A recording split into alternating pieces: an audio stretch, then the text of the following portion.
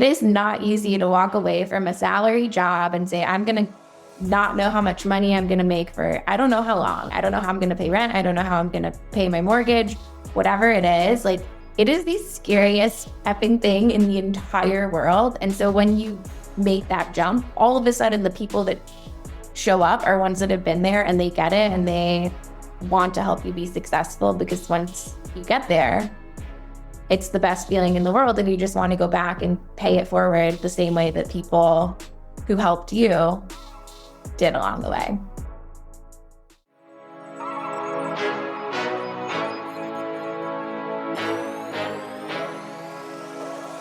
Pull up a chair. You're sitting at the table with Powerhouse Women, the podcast where bold women in business come to connect, collaborate, and build something bigger than themselves. We always say, if you're fortunate to have a seat at the table, pull up 3 more. That's exactly what we're doing here. This isn't just a conversation, it's a movement. We're creating space at the table for conversations that matter. The ones that challenge you, push you, and remind you that you do not have to do this alone.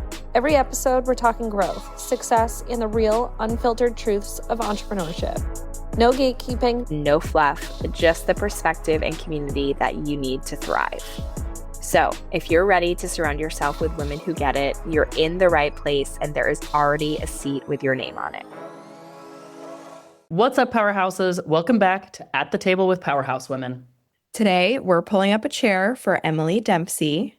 Emily is the founder of the Brickell Babes, an online community for women in Miami that has grown exponentially. She's a killer entrepreneur, community builder, networker, and just a total badass. We're so happy to have you here, Emily. So excited to be here, Carly and Morgan. Well, you are a guest that I have been wanting to invite on this podcast for some time because, obviously our whole thing here is about pulling up seats at the table for strong, empowered women who are doing things in their community and just like making waves and making change. And that's you to a T. You're actually one of the first earlier people that I met in Miami, probably back a few years ago. But I think we'd love to kind of start today by getting into a little bit more about you and the Brickell Babes, which is your community, your baby. So why don't you tell us a little bit about what the Brickell Babes is? Yeah, of course. So I guess I'll go back a little bit further than that because it kind of starts with my own personal story. So I'm from Chicago originally. I went to school in New York. I went to Fordham and studied economics. And I worked for about almost a decade in New York City in the fashion industry. I was a buyer at some of the big department stores, Barney's, Bergdorf's, and then most recently Saks Fifth Avenue for 6 years. It's my dream job. Got my dream job and just had a lot of fun with that in New York. And fast forward to 2020, the pandemic hits and everything the whole world got turned upside down. And at that point in time, I was looking to do a career change, do something a little bit more entrepreneurial. I would have probably loved to go to business school, but it didn't make sense to do something like that in the middle of the pandemic. At the same time, I also really wanted to move to Miami. I would visit a lot. I never wanted to leave. I just really felt at home in the city, and I love being outside, all the outdoor activities. So I end up doing this career change into commercial real estate and moving to Miami. And I moved in January of 2022. I didn't have a core group of friends here at all. So I'm coming to a new city, working fully remotely. I moved to Brickell because it was a very easy transition to make from New York City. It's very walkable. I hadn't driven a car in like 10 years. So it was like the perfect kind of landing pad for me. So I moved to Brickell. It's, January, February, now it's March, and I'm still kind of struggling to make friends and connect with people. I also needed local business recommendations. So I'm like, okay, I can either complain about this, move back to New York, call it a day, say Miami didn't work for me, or I can do something about it. So I ended up starting a Facebook group originally it was called Brickell Babe Bible. So it was meant to be like the guide to all things Miami, all things Brickell. And I remember that. That was the OG, the Brickell Babes. And then would comment in the group and be like, I thought this was a Bible study. Yeah.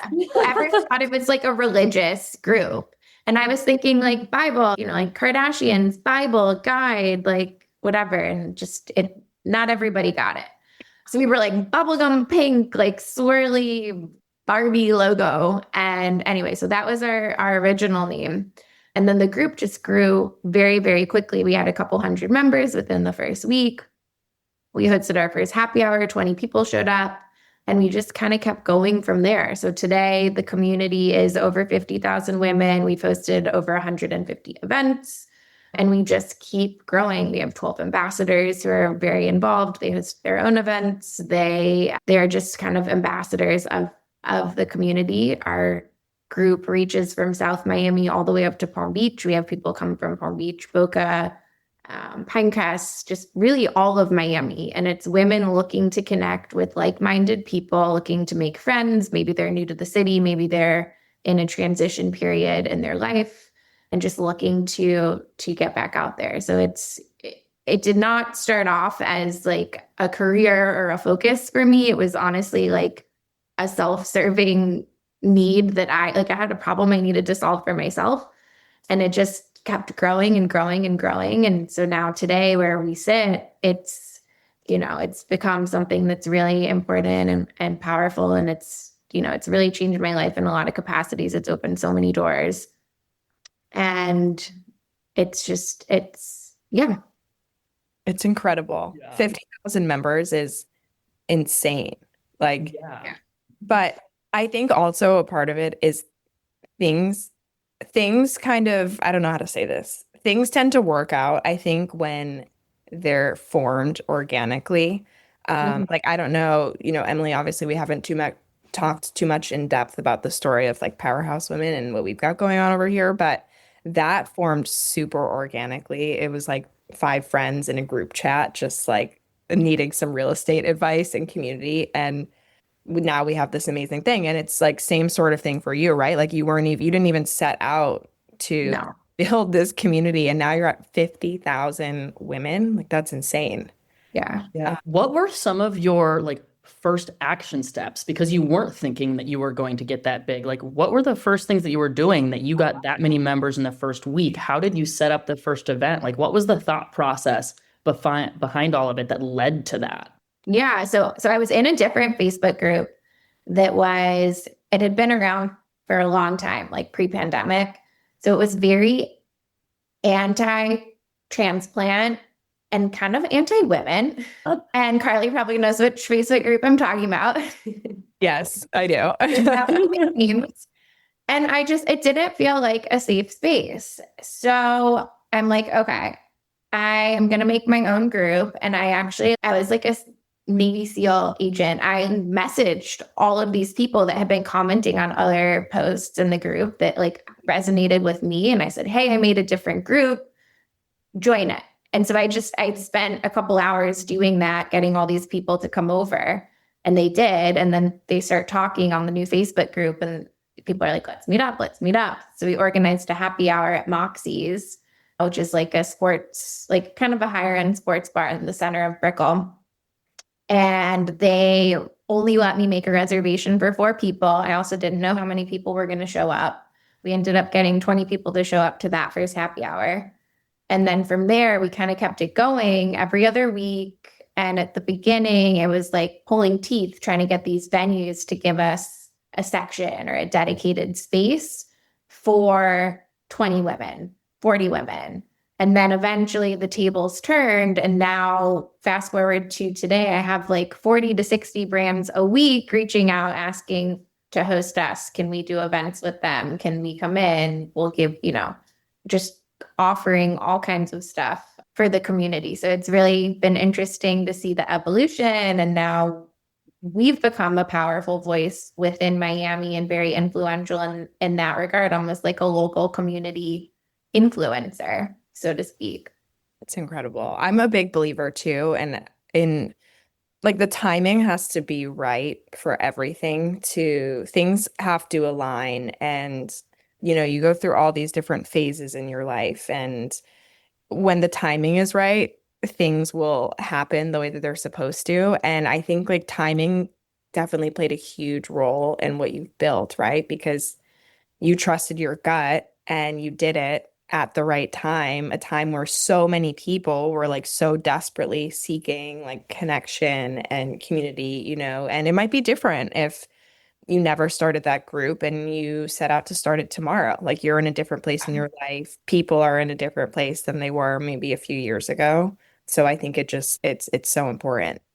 I am curious. That was, I guess, so you're saying you moved here from New York, you had a corporate job before that, which by the way was my dream corporate job. I wanted to be a fashion buyer. So you lived out my fashion dreams. But I guess the Brickell Babes was kind of like your first taste of entrepreneurship, right? Would you say?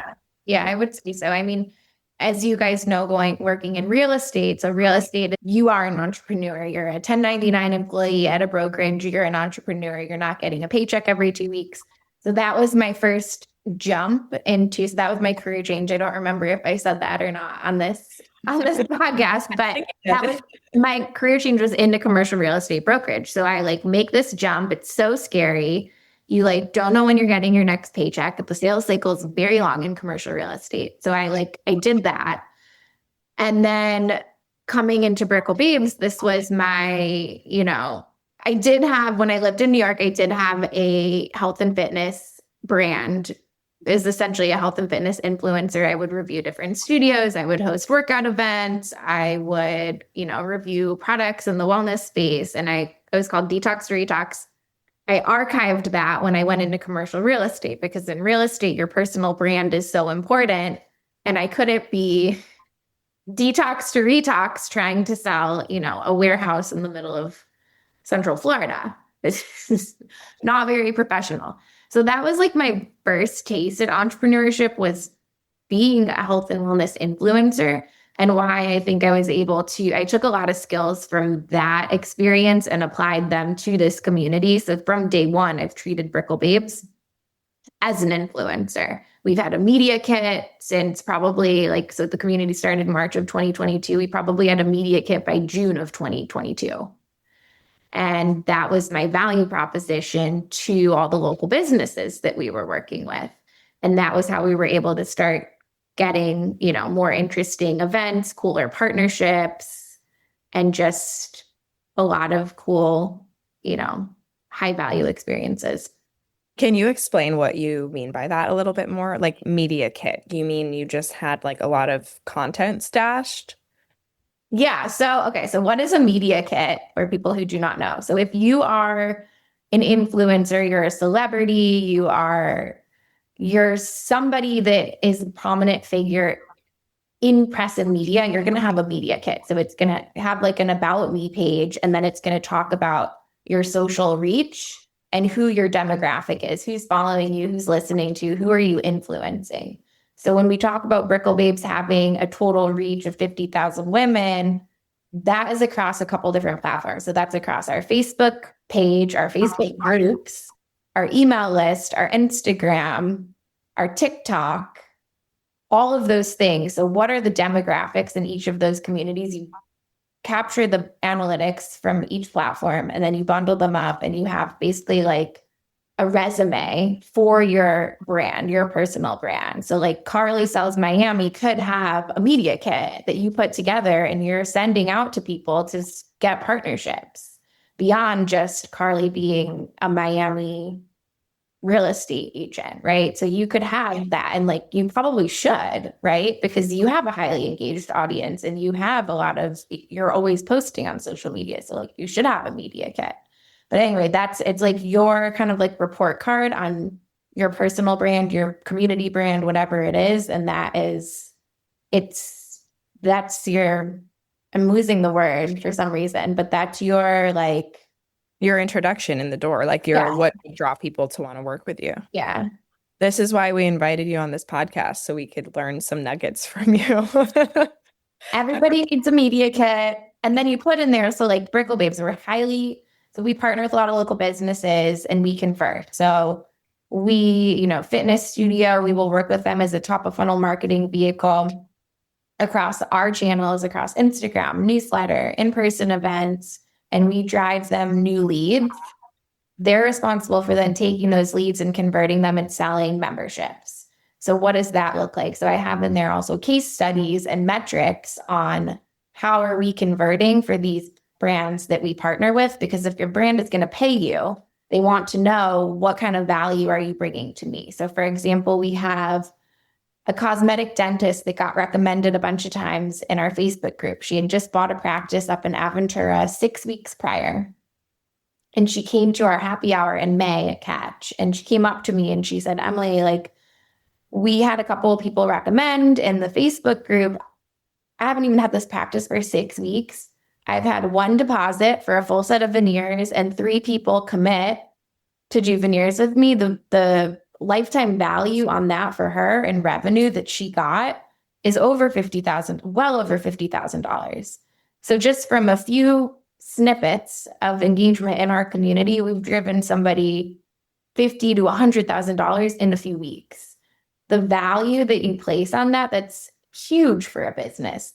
That is much more valuable than that person going on Instagram and taking out Instagram ads. They're just kind of spraying and praying. They don't know if they're getting the right person. Whereas in our community, you go on the Facebook group or you're in the WhatsApp chat or you're in the comments on an Instagram post, it is like hyper targeted recommendations and referrals.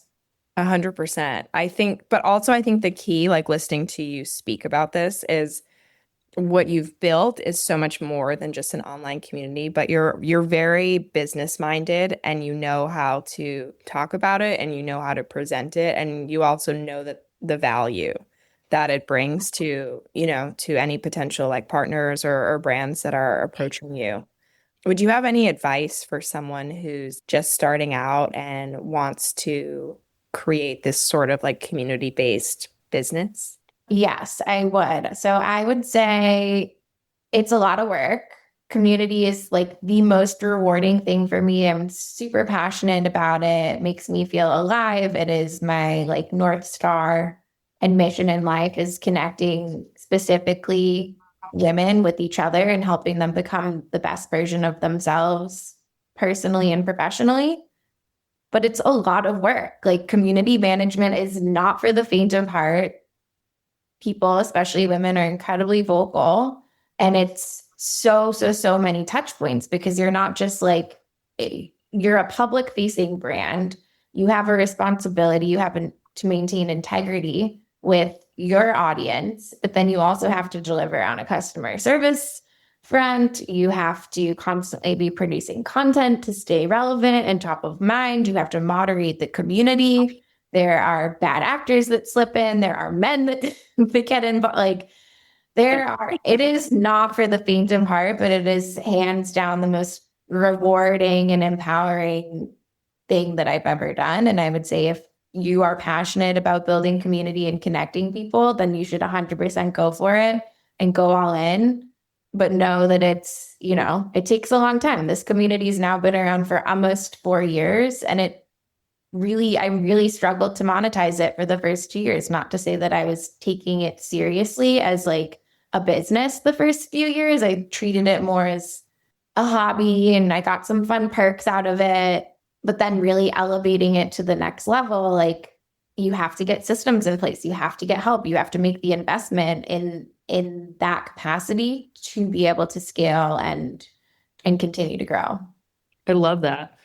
Kind of talking about how sometimes in community, there are people that come in that aren't really meant for that community or have bad intentions. When you do catch something like that, how do you approach it and try to nip it in the butt as quickly as possible?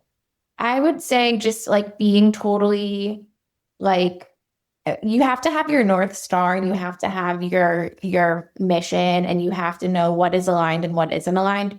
And the quicker that you figure out what is in alignment for you, the easier it is to say no to things. I say no to 95% of the opportunities that come across my desk because if it's not like a resounding yes, you should not be spending your time and energy on it. And I think at the beginning, it's very exciting to have opportunities come up or get attention or have clients that want to work with you in any, for any business.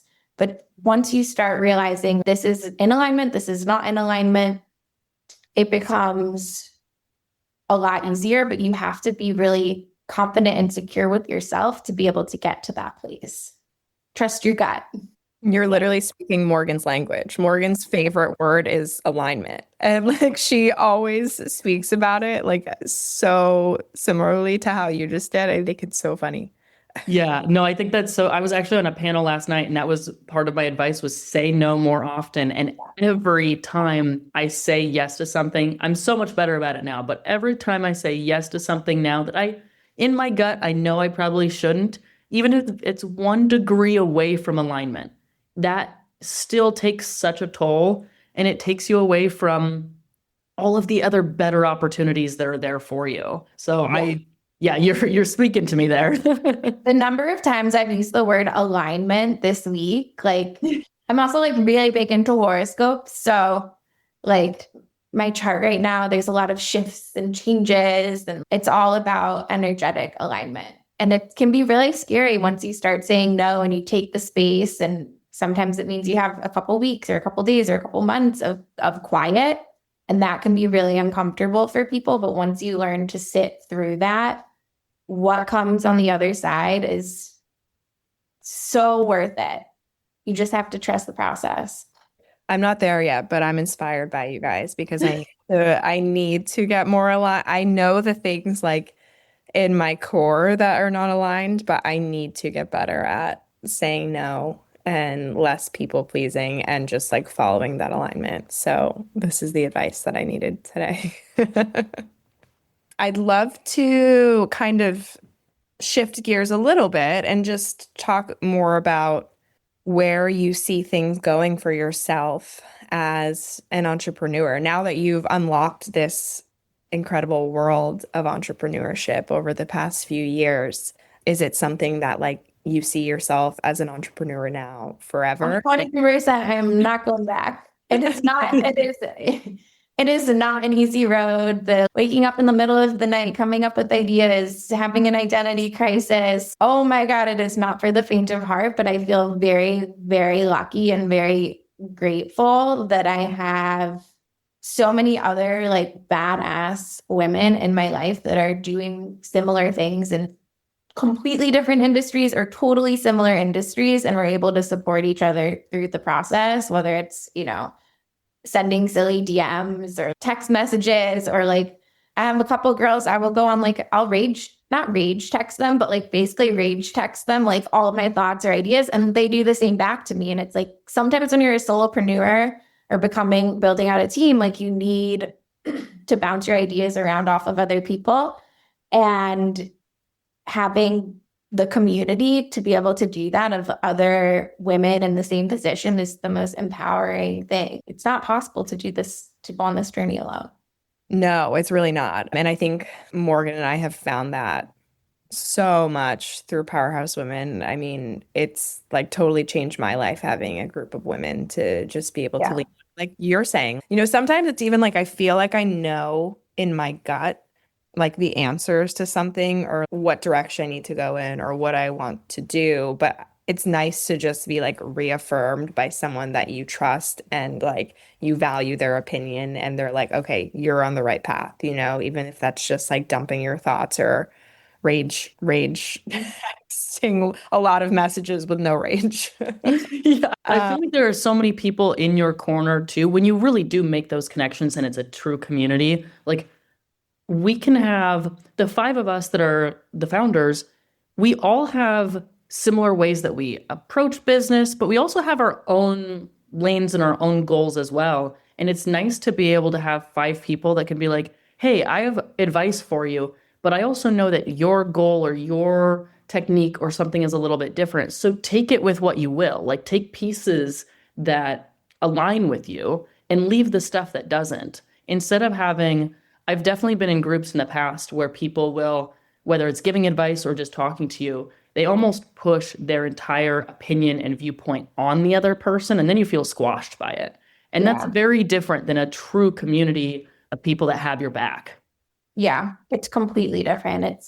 And I mean, people talk about all the time how women can be so competitive and unsupportive of each other. And that's I've experienced that in a lot of capacities as well. But once you find the people that are supportive and are, they have your back, like they will go to bat for you time and time again. And you do the same for them, and you stick your neck out. They do too. That's probably been the best thing that's happened for me since starting this community and reaching out to other people, asking for help, connections, like the introductions that are made when you are just vulnerable in yourself and you're authentic are so, so powerful. Yeah, I'm curious because I know, Morgan has talked about that in the past as well, about like what her experiences were with women were like in the past, and like, sometimes having those like bad experiences like people talk about. For me, I feel like I've gotten so much more clear in the last like 2 years. And I think this is probably something you can relate to, Emily, too, because you are out, you have your community, you're always at events, you meet so many people. Same with me, same with Morgan. And I've gotten very clear now on like, I know pretty quickly if I like click with someone or if I don't. And there's nothing wrong with that.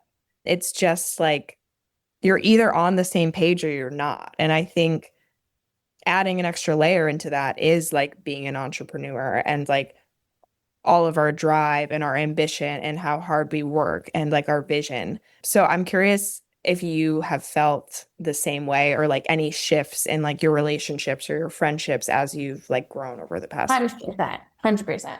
A lot of people don't get it. If they're not an entrepreneur, they do not get it. And I have had to have that realization with a lot of friends from my pre-entrepreneurship life, where I literally cannot relate to them on 90% of the things in my life anymore. And it's really changed our relationship. It's not that I don't respect them or love them or have a place and capacity for them. It's just once you go into this other world, it's a different kind of person. And I see you guys nodding your heads, and I feel like you probably had this really similar experiences. And it's, on one hand, it's kind of sad because you feel like you're losing part of yourself and people that you used to be so, so close with. But on the flip side, the people that come into your life that are in a similar mindset and mentality are just so incredible. And like, it's just the most wonderful thing. Yeah, I think that's something that every entrepreneur will feel multiple times throughout their career as well, because you outgrow different groups and different friends. And there might be certain people that stick with you through the long run and kind of go through those shifts. But there are also times that there are people that are there for phases and they're not there for the entire point. And I feel like I used to get really down on myself because sometimes it is sad. Like it's a changing pace. And I feel like, especially for people who are younger, I remember it affecting me more, that you take it personally and you don't realize, hey, this is actually a part of life. This is how you're meant to find your people and your opportunities. And life is just a big like trial and error process. And you just got to put in the time to find your lane, and your people will be there if you are paying attention to what that lane is. Yes. They do. And they show up and they are ready to support you and go to bat for you and help you grow and become, get to that next level of your entrepreneurship journey, because they've all been there, right? It is not easy to walk away from a salary job and say, I'm going to not know how much money I'm going to make for, I don't know how long. I don't know how I'm going to pay rent. I don't know how I'm going to pay my mortgage, whatever it is. Like, it is the scariest effing thing in the entire world. And so when you make that jump, all of a sudden the people that show up are ones that have been there and they get it and they want to help you be successful, because once you get there, it's the best feeling in the world. And you just want to go back and pay it forward the same way that people who helped you did along the way. Yeah. And like, I still do not have it all figured out, by the way. Like my call right before this was somebody trying to help me take this to the next level, because I'm stuck in certain capacities and like my vision and, where I want to go and where I want to take things. I don't necessarily know how to get there. And so I had a call with somebody who has a different type of community that they have monetized in a much larger, different way. She has a team of 18 full-time people working for her on her community, and a couple of multi-million-dollar businesses besides that one. So she just spent an hour with me going through every single little detail of my community. And why did she take the time to do that? Because she's also been in my shoes before and wants to try to help and solve and pay it forward in some capacity. So I think there's always an element of that you're going to be doing your whole life, is paying it forward and helping somebody who's not quite there. Well, you know what? I think that's a very valid point, but I also think that not everybody can like continuously ask for help and seek growth. There are quite a few people who achieve a little bit of success or have something go well and it gets to their head and they just think, oh, I'm the expert now. You know what I mean? That's what it is. And like, it could be very easy for you to be in that position. You have a huge community that's grown to 50,000 members. Like a lot of people can't say that, you know what I mean? But you're still looking at it as like, okay, where can I grow more? And like, how can I learn from someone else who's doing it in a different way to grow in that capacity? And I think that's like huge. Yeah. I mean, that's the journey, right? Is like always trying to grow and become a better version of yourself. And what is the capacity that looks like in? And like, do you have a growth mindset? You have to have a growth mindset if you're going to become an entrepreneur, or you will not survive. And like a delusional optimist. Yes. And I always see it with people that sometimes they're almost too business oriented, and maybe they do have a growth mindset, but it's only with business, and they almost forget personal development.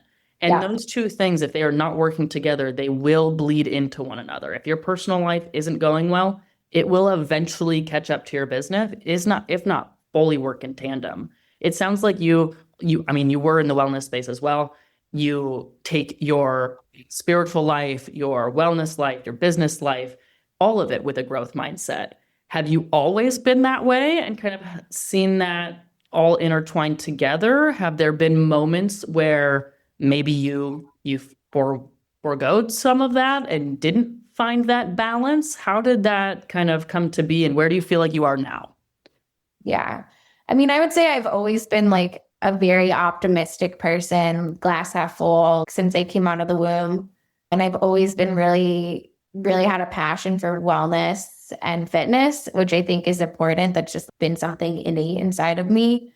The drive for like personal growth and self-improvement, I think it's a process. Like, yes, I want to say all the time I'm like this optimist and I'm always looking to improve myself. But no, that is not true. I've like definitely been depressed before. I've definitely been stuck. I've definitely been through periods where I was crying every single day for months on end, like literally crying every single day because I didn't know, what am I doing? Where am I going? I keep hitting a wall. And that's like at different capacities in my career. Like when I was working in a corporate job or even on an entrepreneurial journey. And it is not always sunshine and rainbows, but those periods where you don't know what you're doing or where you're going, or you feel so lost and in the dark, like being able to get to the other side makes you so much stronger. And just also like giving yourself the grace to be in that moment. And I don't think when I was younger that I like allowed myself to just sit in that emotion, because it's so uncomfortable. You're trying to get to the other side of it and you're self-soothing. Are you like, constantly going out with friends? Are you working out, going to 3 workout classes a day? Or are you like going on a million dates? Or are you pouring yourself into work? That's not the answer. The answer is to sit there and be uncomfortable and feel these feelings, because the only way they're going to go is if you let them come. Like you have to like literally let it pass through you. It's like a river. It's like water. So no, it's not, that's not always my viewpoint, but learning to be comfortable with being uncomfortable has gotten easier over time. Yeah, well, I think you said, you talk about something important there, because with your career and like changes and shifts, what a lot of people don't realize or don't think about, I think, is like the beginning of entrepreneurship and how that feels in terms of like your self-worth. Like I've been thinking a lot lately about like purpose and life and just how like everybody has to find purpose from something, right? Right. For me and probably for you guys too, it's definitely my career. Like I find so much purpose and like worth in my career. For other people, it might be like motherhood or, like a hobby that they enjoy or something. But I think ultimately, like in life, not to get super deep, that's like what everybody is seeking. And it's very hard if you do have that achieving personality where you want your purpose to come from your career to be in a place of, okay, I don't really have a career right now, right? Which is the beginning of an entrepreneurship or anything you start. It's like you don't have a career, you're starting something, but you're not super confident in it yet. You kind of feel like a failure at the beginning because nothing's working or going how you want it to go. And then it's also like a little bit of imposter syndrome. Like I remember when I was first starting in real estate, like telling people I'm a realtor, but I haven't had any sales yet. And it just the whole thing feels weird. So I think Yeah, delusional. You literally have to be like completely off your rocker delusional and say like, I am X, Y, and Z. I am I have imposter syndrome every single day. And I think I will for the rest of my life. And I feel like I see that a lot in books that I read or on, all the entrepreneurship stuff you get targeted on Instagram. But I think even if you are an incredibly successful entrepreneur, you are always going to have imposter syndrome. Always. Yeah. I was just listening to a video on TikTok that I thought was awesome, and I'm probably going to butcher a lot of it, but she was talking about how being delusional and manifestation, it's not, so many people do it as like they just read a mantra and they don't believe it. They're just reading something that they want or they hope to seek. And she was talking about how reality will bend to the strongest person in the room. And so if you are like auditioning for your role and you never break character, reality will bend to you because you are exactly who you say you are, Yes. even when things go Yeah. wrong. Like And you have to be the character. have you heard this like in this whole realm of manifestation where it's like time is not real? So if you show up and you're like, I am this person today, time doesn't know. Like the world, the universe doesn't know if it's today or it's 5 years from now. But if you are showing up like you are living in the end and you are already the version of yourself that you want to be, the time all of a sudden it's like a vacuum and it almost accelerates you to that next level. But you have to be like crazy delusional to be living as if you are already that person. I mean, Carly, I see you do it with your videos. Like I've known you since you moved down here, right? And you were committed. You're like, I'm going to film every single neighborhood and I'm going to walk around and be the expert on X, Y, and Z. And I knew where you were at in your business because we knew each other. But somebody who doesn't know you goes on your page and they see your content you're putting out there. It looks like you've been a Miami real estate agent for 10 years and you are an expert. You delivered high quality content. You made that jump. Like I've seen you do that. And now your career has accelerated. And I see the sales that you're doing and the deals that you're closing and the listings that you're bringing on. You're literally like a living example of that. Well, you are. I see it. It's so true though, but I think it's just everything that we've been talking about, right? It's like you have to go through those hard times and like you said, be delusional. And like another thing too, there's another market partner in Powerhouse Women. Her name is Madeline, and she recently made like this incredible video. And I think it lends to all aspects of like, no matter what industry you're in. She says she thinks the key to her success was never being above it. And this has stuck with me so much. She's like, I was never like afraid to do the annoying things or like the embarrassing things or things you don't want to do. It's all about keeping like your humility and not being afraid to continue to work your ass off and do the annoying like nitty-gritty things that entrepreneurship takes. Yeah. And I think that's so important. I think that's something like all three of us have that trait for sure. And it's just like at the end of the day, like working hard, you know what I mean? Working hard and not losing that and sticking to it. So just you talking about like things that have happened in my business. Like for me, I feel that way for sure. Like I still work just as hard now as I did 4.5 years ago when I started. And, I think you recognize that. But I feel like you guys are the exact same way. I look at you guys that way as well. So, Yeah. Thank you. yeah. So we wrap up every podcast with a hot take. They can be anything. Morgan and I will go first. Morgan, do you want to start? I will. And just because we just passed Halloween, the people that decorate their house with Halloween decorations, just any in general, but especially like the big skeletons or like all the things in the yard, like how old are we? Like you're spending money on this shit? Like I'm so confused and it makes me so angry for no reason whatsoever. That's my hot take. Well, it's funny because I always felt that way as well. And then this year was my first year living in a house, like in a neighborhood.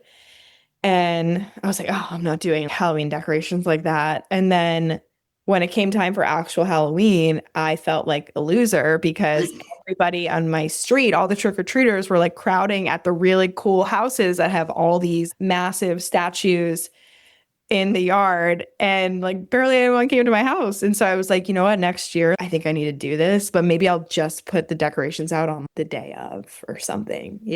I can't fathom how like for the trick-or-treaters. Like yeah. Chris is I don't do trick-or-treaters either. Like we turn our lights off. We're like, don't come to my house. Like we make our house so dark.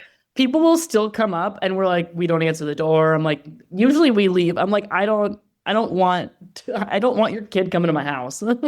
That's hilarious. I don't live in a house, so I don't get trick-or-treaters, but I don't know what I would do for Halloween decorations if I lived in I kind of think I might hire someone to make kind of like a really cool thing. Honestly, it's not a bad idea. I feel like you like opt out or you like double down. But I agree with that. I do like that. I'm like 110% or 0%. Yeah. That's a valid point because this year, like I literally put 2 pumpkins on my front step, which was like the in-between. And Chris, actually, I wanted trick-or-treaters. Like I was like, that'll be so cute. Like we've never had that before. I want trick-or-treaters to come to our house. And Chris took a picture of me sitting on the couch sulking. And he didn't get any. No one came to her house. That's so cute. Yeah.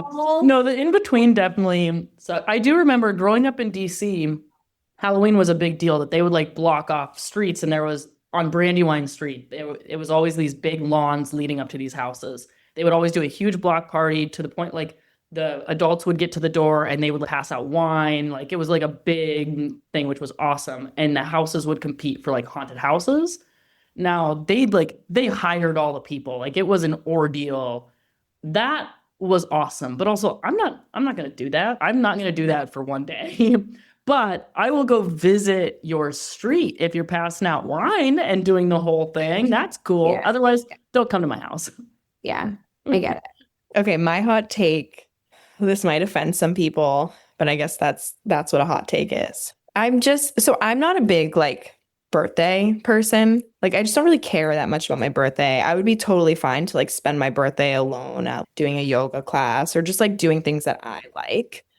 So it's hard for me to get behind like these like big birthday celebrations. And I know so many people in Miami now that I feel like I'm just like every month there's like multiple birthday celebrations and it's a lot.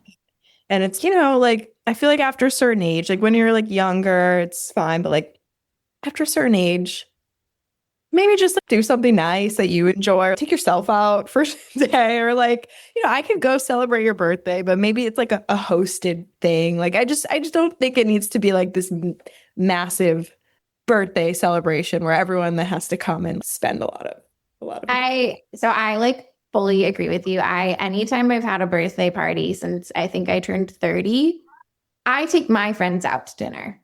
I have a really big problem with people wanting you to spend all of this money to celebrate them on their birthday. It's like, it just rubs me the wrong way on so many levels. I don't like it at all. And I think, I don't know, that's it. I'm black and white on that topic.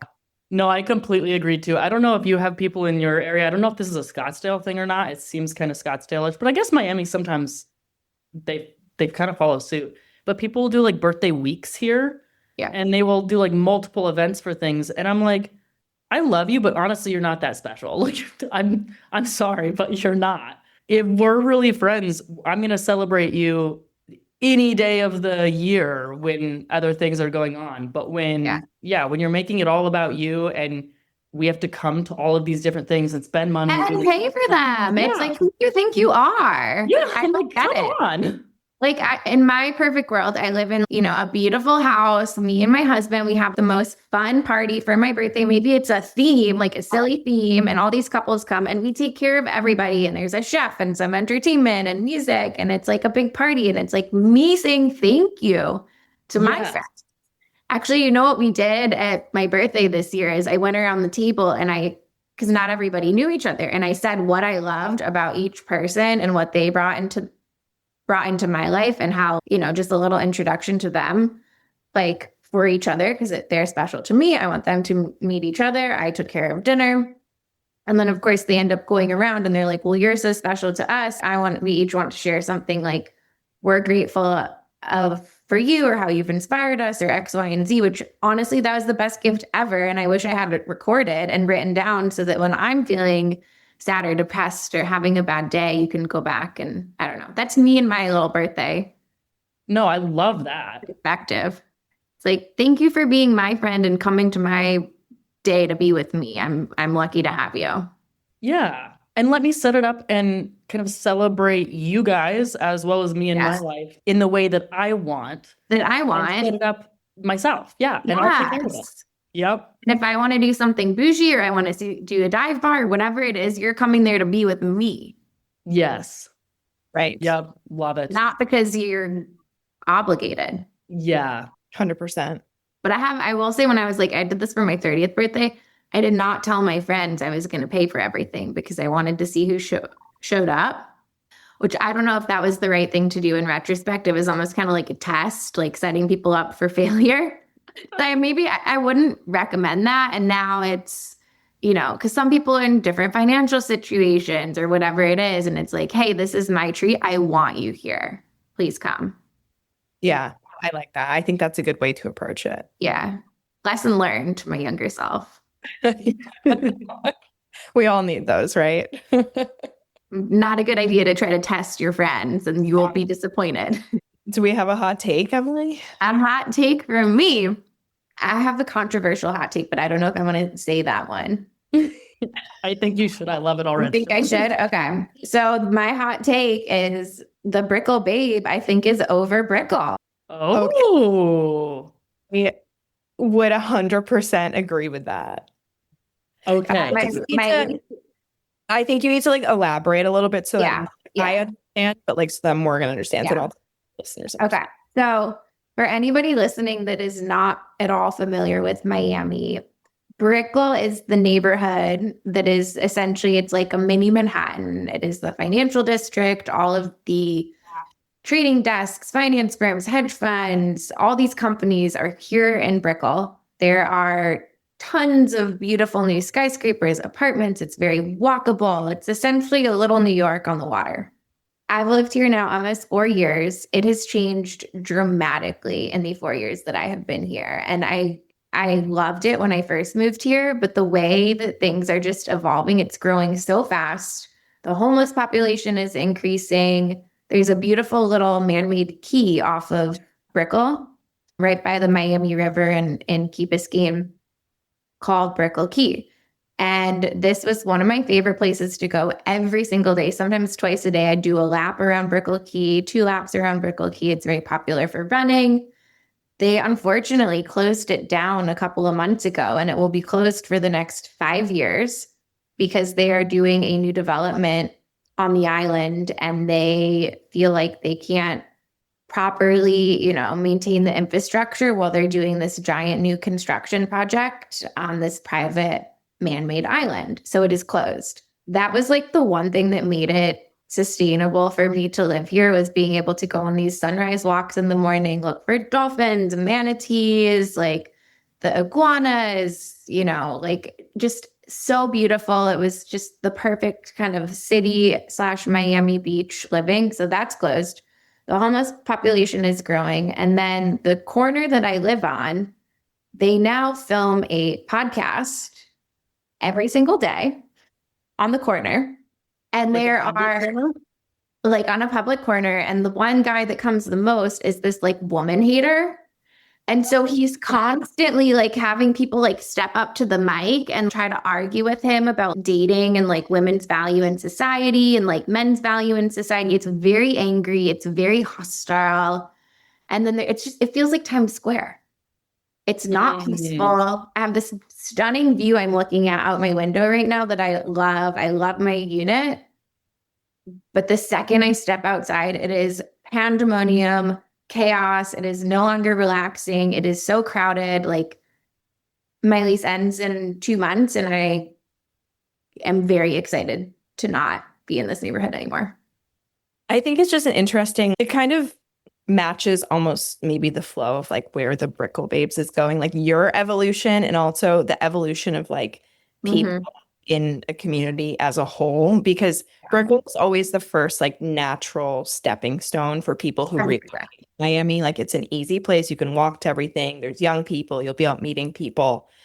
But it's not for everybody long term. Like it wasn't for me long term. I lived there for 2 years and I was like, I got to get out of here.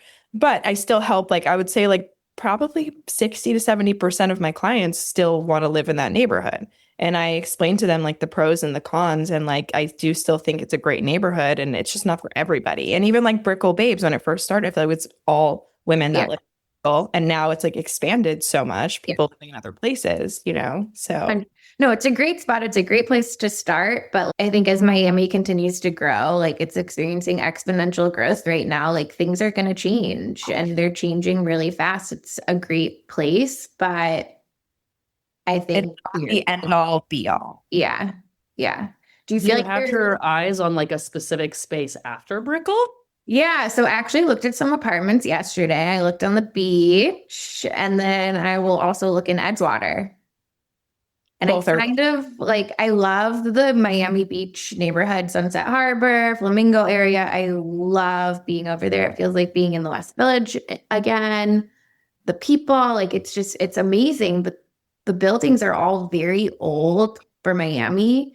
And the units are just not like, I'm in a brand new renovated 17 building here.